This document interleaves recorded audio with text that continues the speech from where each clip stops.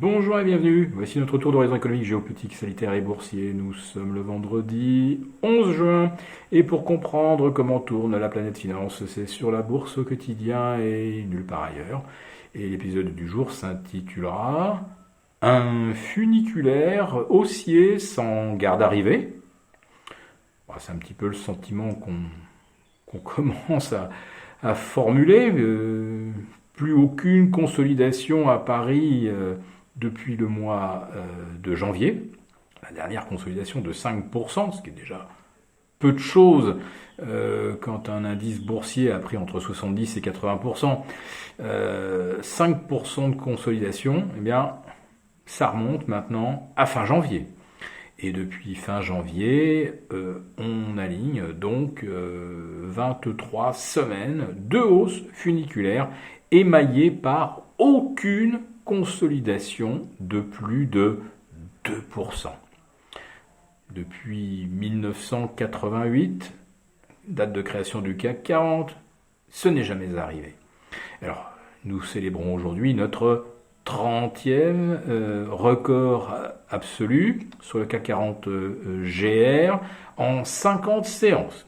Là aussi, 30 records en 50 séances. Je pense que nous sommes également sur un scénario totalement inédit, une grande première. Alors nous espérions pouvoir vous donner en direct le nouveau record absolu du S&P. Il était donné au-delà des 4250 à l'ouverture. Nous avons attendu l'ouverture et ben non, c'est pas passé. 4248 pour 2 petits points. Allez, il reste encore 6 heures de cotation à Wall Street. On a largement le temps d'aller au-delà des records du 7 mai dernier. En ce qui concerne le Nasdaq, il aligne une cinquième séance de hausse en 6 séances. Le Dow Jones gagne plus de 0,5%. Mais ça ne suffit pas à le ramener en territoire positif sur la semaine écoulée. Quelle différence avec notre CAC 40 qui, cocorico, progresse de 1,5% et devance maintenant assez largement l'Eurostoxx, même si l'Eurostoxx bat aujourd'hui un nouveau record absolu également, à 4125. Alors ce qui est beau, c'est qu'hier, il y avait plein d'informations qui n'ont débouché finalement sur aucun directionnel sur les marchés, puisqu'en Europe, on a perdu 0,2, 0,3%, et on les a gagnés, au contraire, à Wall Street. Et aujourd'hui, où il n'y a strictement aucune statistique, aucun market mover, eh bien, l'inertie haussière se poursuit. En fait, on pourrait presque parler d'une inertie haussière depuis début février, avec des séances sans volume qui se répètent les unes après les autres, quelles que soient les statistiques. À chaque fois, on nous dit « Ah, les marchés, personne n'ose prendre d'initiative. » C'est pour ça qu'on n'a pas de volume, parce qu'on attend le prochain indice avancé d'activité. Puis après ça, on attend les chiffres du chômage. Puis après ça, on attend les chiffres de l'inflation. Puis après ça, on attend la déclaration de la Banque centrale. Et puis le G7. Et puis le G20. Et puis bientôt la grand-messe des banquiers centraux à Jackson Hole au mois d'août. En fait, on attend toujours quelque chose, et on nous explique que c'est pour ça qu'il n'y a pas de volume, mais les indices, eux, tous les jours, ils gagnent du terrain. Et à Paris, ils battent même un record 3 jours sur 5. Vous vous rendez compte de ce ratio 3 jours sur 5. Pareil, depuis la création du CAC 40, en 1988, on n'a jamais vu un tel ratio. Alors si, sur 3 semaines, on peut avoir temporairement des phases haussières, on a déjà vu, je crois, 12 ou 13 séances de hausse consécutives. Mais bon, après ça, vous avez un épisode de consolidation. Là, nous sommes à ce régime depuis fin mars. Vous vous rendez compte, ça fait donc 10 semaines. 10 semaines où on bat un record avec presque 2 jours sur 3.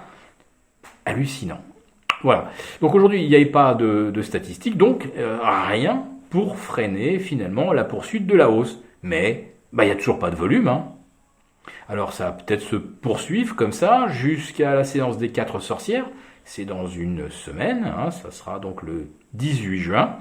Le premier semestre 2021 pourrait donc se s'achever à Paris sur une progression de 20%, puisque maintenant nous en sommes effectivement à plus 18, et on est même plus proche des 19 sur le CAC 40 Global Return.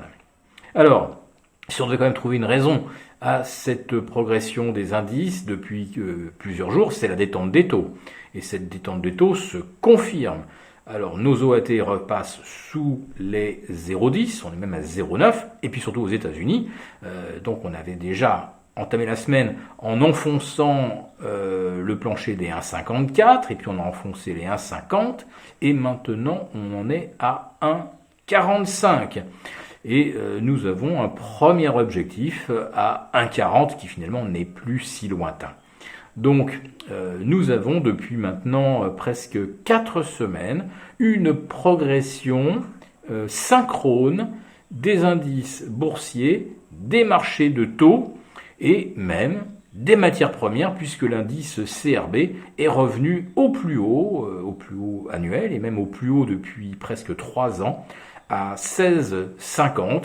Donc une inflation de la totalité des actifs, des matières premières au plus haut et des marchés de taux au plus bas. Vous voyez bien que derrière tout ça, il y a la main des banques centrales qui pilotent cette hausse funiculaire. Et c'est un funiculaire où, je le répète, nous ne savons même plus s'il y a une gare d'arrivée. Ça s'appelle Stairway to Heaven. Très bon week-end à vous, et vous retrouvez Gilles pour un live avec les abonnés désaffranchis dès ce lundi. Très bon week-end.